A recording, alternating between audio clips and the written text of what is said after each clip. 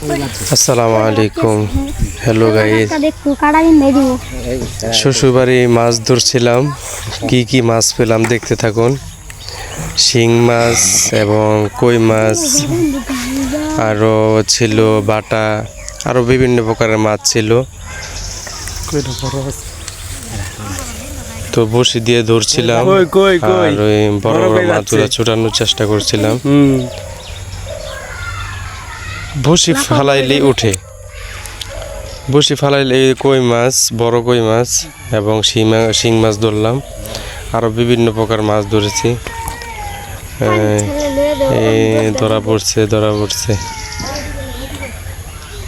এটা একটু ছোট ছিল, তা মোটামুটি খাওয়ার মতো।